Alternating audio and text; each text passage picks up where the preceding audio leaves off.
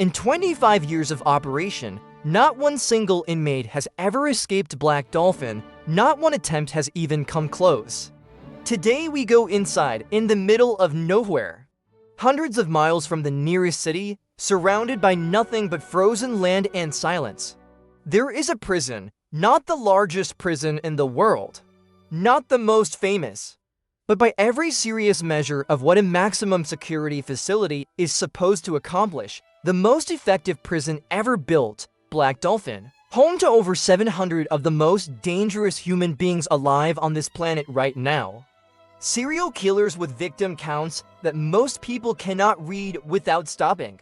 Mass murderers, cannibals, terrorists responsible for attacks that killed hundreds of civilians on Russian soil. Men so dangerous that the Russian government does not simply imprison them, it disappears them. Into a facility in a location so remote, so deliberately inhospitable, so precisely engineered to make escape not just difficult, but conceptually impossible, that in 25 years of operation the record stands completely clean. 0 escapes, 0 attempts that came anywhere close. This is what that place actually looks like from the inside, and why it works. What is Black Dolphin? Black Dolphin, officially registered as Federal Penal Colony US 606/5, is located near the city of Soledletsk in the Orenburg region of Russia, close to the border with Kazakhstan. The facility opened in the 1980s as a standard Soviet penal colony, one of hundreds that operated across the USSR during that period. But by the late 1990s, as Russia consolidated its approach to its most extreme criminal cases, a decision was made that would transform this remote facility into something without precedent in the Russian correctional system.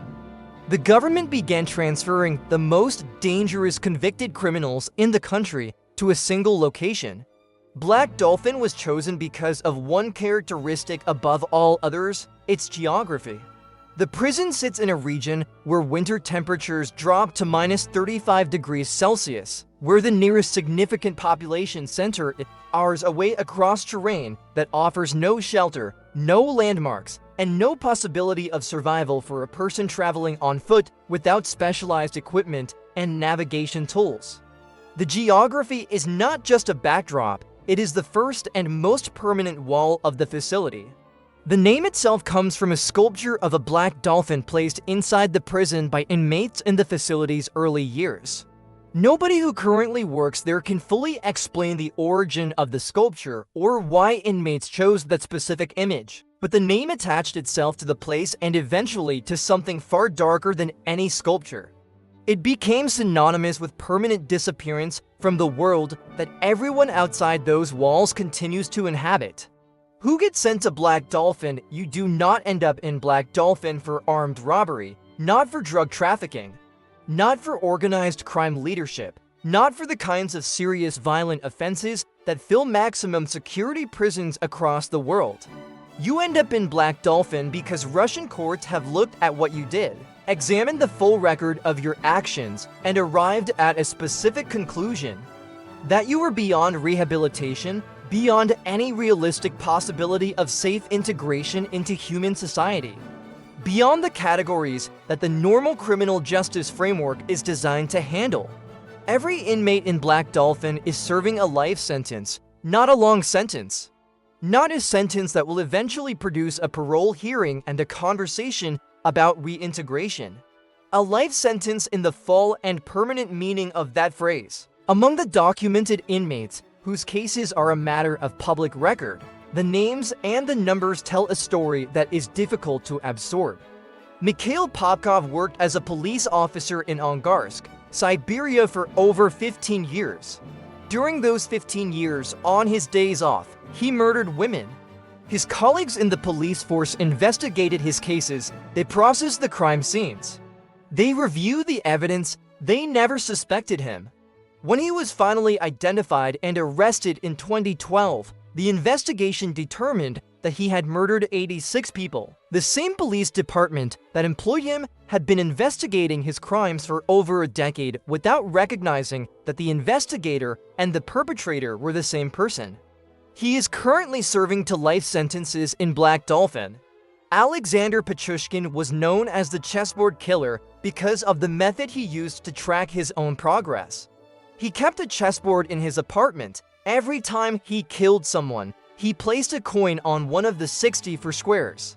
His stated goal was to fill the board completely. When police searched his apartment after his arrest, 48 squares had coins on them, 16 squares were empty.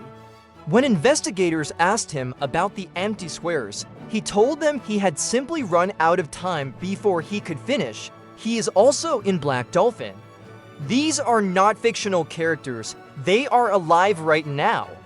In cells in a facility near the Kazakhstan border, standing at their doors for 17 hours a day, eating meals alone, never making eye contact with another inmate.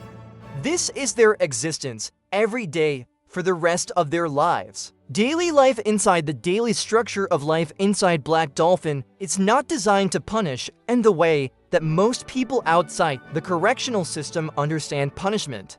It is not about discomfort or deprivation in the conventional sense. It is about something more precise and more deliberate.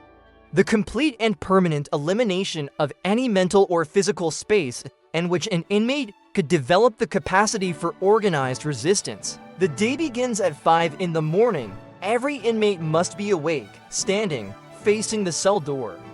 From 5 in the morning until 10 at night, inmates are not permitted to lie down, not to rest, not to close their eyes, not to sit in a position that could be interpreted as relaxation or sleep. 17 hours of maintained wakefulness every single day. Guards conduct regular checks throughout those 17 hours. If an inmate is found lying down, immediate punishment follows. The logic, as Russian prison officials have explained it in the limited interviews they have given about the facility, is that sleep deprivation and the constant maintenance of an upright, alert posture prevents inmates from entering the mental state in which long-term planning becomes possible. Meals are delivered to individual cells. There is no communal dining hall. Inmates never eat together. They never have the opportunity to sit across from another person and have a conversation about anything, including the logistics of an escape. Exercise is permitted for 90 minutes each day. It takes place in a small enclosed outdoor cage, alone, with no contact with any other inmate before, during, or after the exercise period. But the detail that criminologists and human rights researchers have found most significant in their assessments of Black Dolphin is the movement protocol. When inmates are transported within the facility, which happens rarely and under strict supervision, they are required to bend at the waist, place their hands behind their back, and keep their eyes facing the floor at all times. They may never walk upright in the presence of a guard. They may never look at their surroundings in the natural way that a person moving through a space would look at it. The official explanation is tactical. An inmate who cannot observe guard positions, camera locations, shift change timing, or facility layout cannot incorporate that information into an escape plan. Critics of the protocol describe it differently. They say it is designed for one purpose that has nothing to do with security in the physical sense. Psychological erasure, the systematic elimination of the sense of personhood that makes resistance conceivable. The 5 layers of impossibility in 25 years, Black Dolphin has recorded 0 escape attempts. Not 0 successful escapes, 0 attempts. The distinction matters because it tells you something about how completely the facility has succeeded in its fundamental design objective. The first layer is geography. The prison sits in a region where winter temperatures make survival outside the fence impossible for anyone without specialized equipment, cold weather training, and navigation tools. An inmate who somehow got through every other layer of security would face temperatures that would kill an unprepared person within hours of leaving the perimeter. The cold is not a background condition. It is an active security measure that operates 24 hours a day without requiring a single guard to maintain it. The second layer is information isolation. Inmates in Black Dolphin have no knowledge of the facility they are being held in. They do not know the layout beyond their immediate cell. They do not know guard rotation schedules. They do not know camera positions. They do not know shift change timing. The Boeing protocol that forces eyes down during movement is specifically designed to prevent this information from being gathered through observation. You cannot plan an escape from a building you have never been able to see. The third layer is psychological conditioning, the constant Boeing. The 17 are wakefulness requirement, the permanent isolation from other inmates, the total absence of anything that could constitute privacy or unmonitored mental space. These are not simply punishments. They are a systematic dismantling over months and years of the cognitive and emotional capacity required to conceive of, plan, and execute any form of organized resistance. By the time an inmate has spent significant time inside Black Dolphin under these conditions, the mental architecture that escape planning requires has been methodically taken apart. The fourth layer is staffing. Black Dolphin maintains one of the highest guard-to-inmate ratios of any correctional facility on Earth. Multiple guards are assigned to each cell block at all times, around the clock, without reduction during night hours. The facility is never understaffed in the way that creates the windows of opportunity that escapes in other prisons have historically exploited. The fifth layer is perhaps the most effective of all, and it is the one that requires no infrastructure, no staffing, and no technology to maintain. Nobody on the outside is coming for them. The men inside Black Dolphin were selected specifically because they have no allies willing to risk the consequences of attacking a Russian state facility. No criminal organizations with the reach and the resources to mount an external extraction. No networks of support that could coordinate with someone inside. No friends, no connections. No one who could be recruited or bribed or coerced into providing assistance. They are in a building surrounded by frozen land in the middle of nowhere. And the world has decided, in each individual case, that this is exactly where they belong. What IT tells you as Black Dolphin, it's not a prison in the way that most people who have never been inside one understand prisons. It is not a place of rehabilitation, because the Russian government has explicitly determined that rehabilitation is not a relevant consideration for the people it houses. It is not a place of punishment in the traditional sense of a structured response to wrongdoing that is proportional to the offense and designed to eventually produce a changed person who can return to society. It is something more final than either of those things. It is a warehouse for the permanently excluded.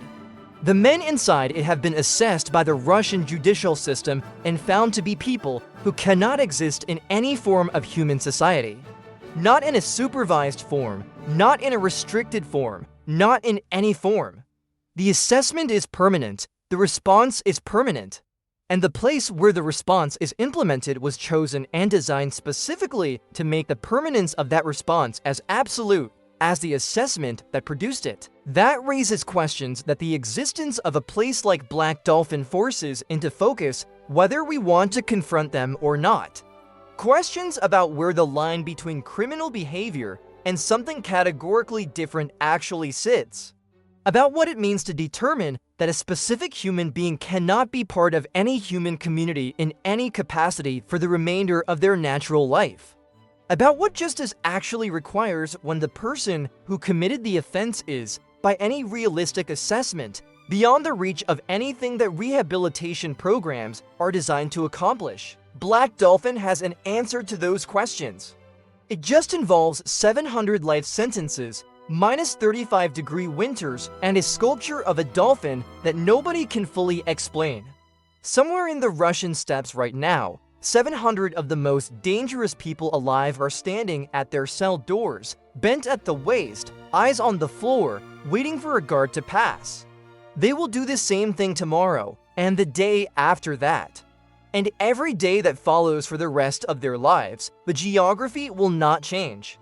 The temperature will not change, the protocol will not change, and the zero on the escape record will not change. Because Black Dolphin was not built to hold criminals. It was built to hold a specific category of person that the Russian government decided the ordinary prison system was not designed to contain. And in 25 years of operation, it has done exactly that, every single day, without exception. Subscribe to Dark Ranks, because next time we go inside another place that most people have never heard of and that everyone should understand. Every organization has a hierarchy. Every hierarchy has a price. And some prices are paid in places where the world cannot see the transaction. Stay dark.